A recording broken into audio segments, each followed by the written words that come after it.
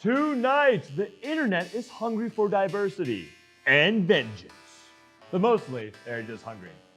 And then, Chef Devon Hamilton teaches us it's okay to play with your food sometimes, and how we can all be food justice advocates.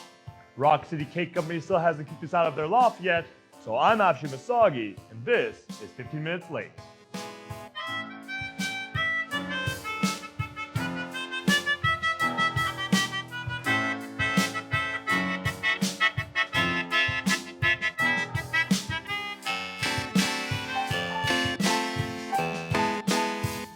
Welcome to 15 Minutes Late. I'm Afsheen Misaghi, joined as always by my favorite hungry hippo. It's Walker Mallory.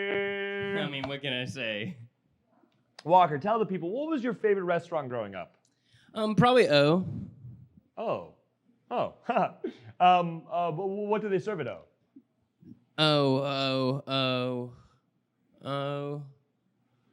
Oh. And that brings us to tonight's show, cultural appropriation in the culinary arts. It's like a colonialism curry. And that stupid joke should be your cue that two white people wrote this episode. Last summer, media sensation Bon Appetit came under fire after old pictures surfaced of its editor-in-chief, Adam Rapaport, in brownface. I would just like to acknowledge the irony of a food writer doing something in poor taste. To be honest, I don't blame Adam Rapaport for wanting to hide his face, given the fact that he normally looks like someone sucked the life force out of Anderson Cooper. The entire scandal ultimately led to several high-profile resignations, like the company's YouTube stars, Sola El-Waylly and Molly Baz and Claire Saffitz. These resignations brought to light other issues with Rapaport's management, including undervaluing input from staff, a history of microaggressions, mixing up their names of POC staff on stage, Sola. You just called me Sola, Adam. Rhea, sorry. and tokenizing Black, Indigenous, and people of color staff while not paying them for appearances in YouTube videos. I know all about being a POC on staff that doesn't get paid for their YouTube videos. Before his resignation, Rapaport wrote, "We at Bon Appetit have been reckoning with our blind spots when it comes to race." What Rapaport failed to mention is that he suffers from a very specific type of blindness where he just doesn't see the value in brown people. Of course, unless it's himself in makeup.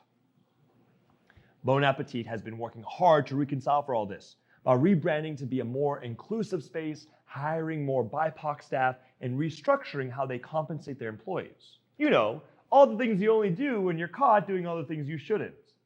And they sure are doing better, given that. Here's a cover of their magazine from this month, and here's a cover from 1973, so they really are on the right track. But this issue isn't just limited to just food media. Historically, BIPOC chefs have had a harder time breaking into the world of fine cuisine. And even when they do get the opportunity, they are limited in what foods they are expected to make. Sola El-Waylly's New York restaurant closed after just 11 months when patrons were disappointed her menu didn't live up to their expectations. The menu in question?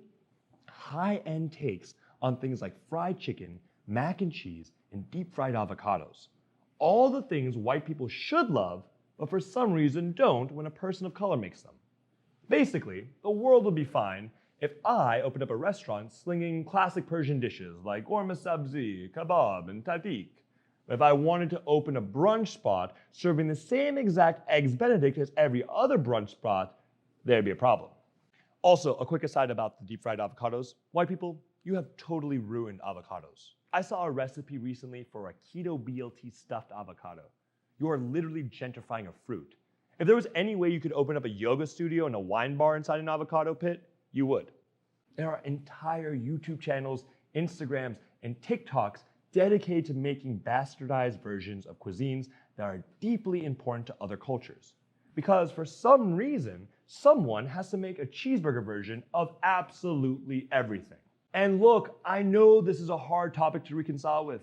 Food is universal. Even if you remove the history of colonialism or cultural appropriation, dishes travel and get reinvented and reimagined all the time. Food enthusiasts can sometimes fetishize other cultures, but sometimes can be evangelists for those cultures as well.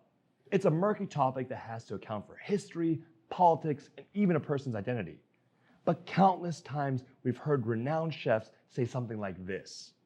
I grew up eating really well. My mom cooked a lot of Korean things, and growing up in Northern Virginia, it wasn't that cool. In fact, I was like the butt of many jokes. And I wish I could say I relate to this, but honestly, Persian food is pretty freaking amazing and everyone loves it. This is the point. Historically, white chefs and restaurateurs can get away with almost anything. Even when they learn and cook foods from different cultures, they are praised for being worldly pioneers, bringing back authentic foods from faraway lands to their hometowns. And then, when they add their own little twist to it, they are praised as innovators. It's why every town in America has some sort of fusion restaurant. Fusion restaurants are just white people tasting food from another culture and thinking, this would be better if it's half as good. And isn't that a bit of a problem when BIPOC chefs are undervalued in food media, underappreciated in their own kitchens, and then have to deal with patrons expecting them to represent their culture in every single dish, while some people get to do things like this. Unfortunately, the flavors are beyond expired. Say hello to Odang Hummus, with wild and crazy flavors to take your taste buds on a joyride to Flavor Town. Boom goes the dynamite. So chomp chomp, who wants a snack?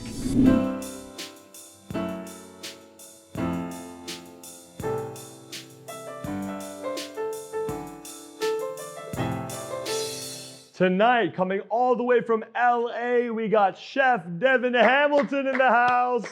Devon, chef, food entrepreneur, community organizer, youth in power. Devon, grilling for the people. You know, we got a lot to get into. I'm super excited to talk to you, but I got to ask you, first question off the bat, what was the last dank meal you made for yourself? Actually, so I've been popping up at this weekly pop-up spot over at Earl's Grill on Crenshaw, and I've been trying a new smoked vegan mushroom like pulled pork-esque sandwich. So that's what I've been eating lately. So Tell the people a little bit about your background, how you got started, and what exactly do you do? spent most of my life here in LA. Got a scholarship to go to Wisconsin and go to school out there, and that's when I got really plugged into the community organizing, racial and social justice work.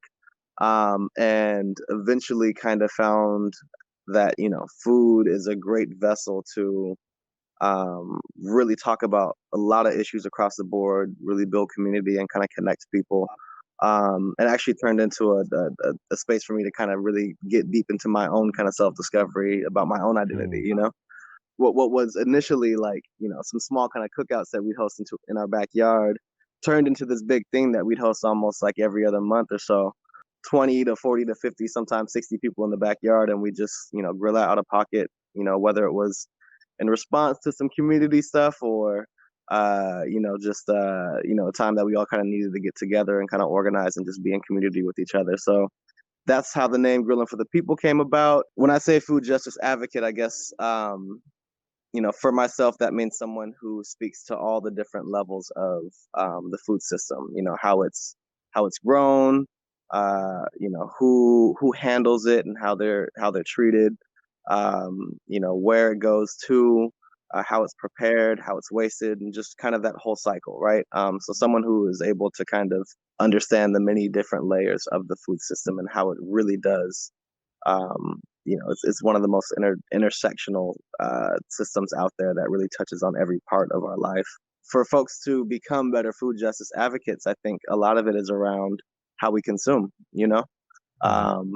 being really conscious of, okay, maybe I'm buying organic, but what does organic actually mean? There's a lot of stuff around like even how we label food now and how we understand, if you see natural on label that, technically really doesn't mean much of anything at all. And there's a whole bunch of stipulations, even organic and stuff like that. So doing your reading on labels, understanding, the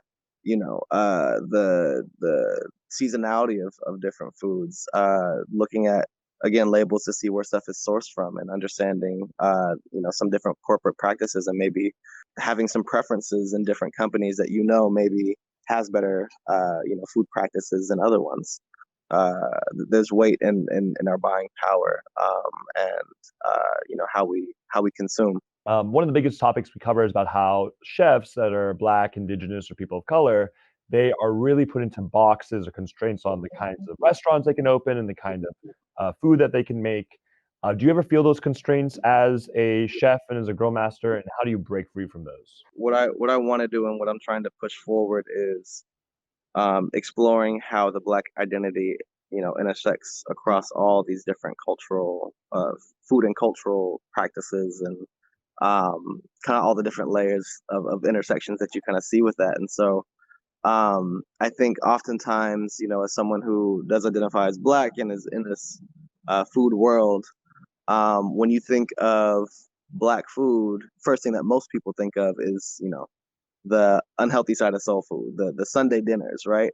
Sure, the The stuff that was stereotypical, designed exactly, the stuff that was really designed to be eaten when you had the means on a Sunday when company's coming over, not like an everyday kind of thing, right? And there's a long history as to kind of how that transformed over time, but um, going to Benin and Togo, I really saw kind of where our culinary roots come from. And a lot of that to me was, I saw versions of gumbo and rice and beans and kind of all these things while out there.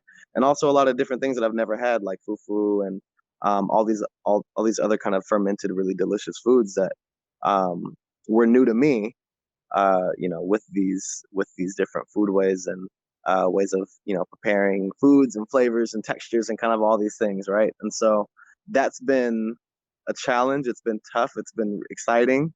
And it's also tough to do when, especially working with communities who have limited means, to either get food or access to food. And so, I'm someone who I'm not going to pay a bunch of money when I don't have it to try something new. Okay, so we love to play games here. You've seen Chopped on the Food Network, I'm hoping? Yes, sir. All right, so we're gonna play a version of Chop, but instead of you making the food, you're just gonna kind of describe it, okay? 3 ingredients, and you have to make a dish using these 3 ingredients, okay? And you can use anything else, but you have to use these 3 ingredients, okay? So the first dish, you have to use tofu, Italian dressing, and chia seeds. So I think what I would do is marinate the tofu. You'd have to cut it thin. I think when most folks, so I guess what I would be making is a salad. I think when most folks try and make a flavorful tofu, they marinate it, but they marinate the whole chunk, right? And that flavor doesn't really penetrate all the way to the middle because there's so much moisture in tofu. And so what I would do is I would cut the tofu relatively slim, marinate it in some sort of delicious, I don't know, that probably something Italian. Keep it with that flavor profile. I would keep it in the fridge overnight, grill it the next day so it kind of gets a nice char to it, but not too much. Maybe mix in some different local greens, microgreens, arugulas. You could throw in some like dandelion leaves in there, lots of different kind of, wild forage stuff.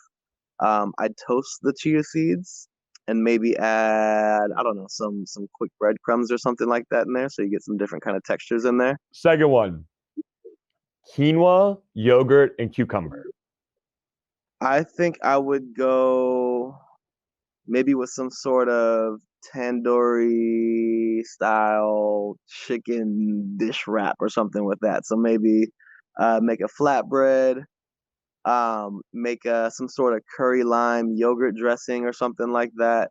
Cook off the quinoa, and grill some chicken. So you have your flatbread, a roti or something like that, a fresh bed of nice quinoa on there, some tandoori grilled chicken, and then that curry lime yogurt dressing maybe on top, maybe something like that. You're making me hungry. What did you do? Okay, I'm doing this to myself. I don't know why I thought of this game. Okay, the third one, final one, marshmallows, pita bread, and bacon. Pita bread. Oh, we're doing s'mores on tops. So yeah, we would let's see. The pita bread, we'd probably want to get a little toasty. So maybe we grill it again. I'm trying to keep up with this grill theme. Get it to the toastiness maybe of a graham cracker, but not like that stale.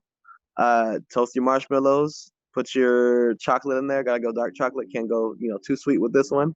And then some probably thin cut bacon for this one. And that'll be that. Yeah. I love it. Yes. All right. Appreciate it. Last question for all our guests here on 50 Minutes Late. If there was a biopic made about your life right now, who would play you and what would its title be?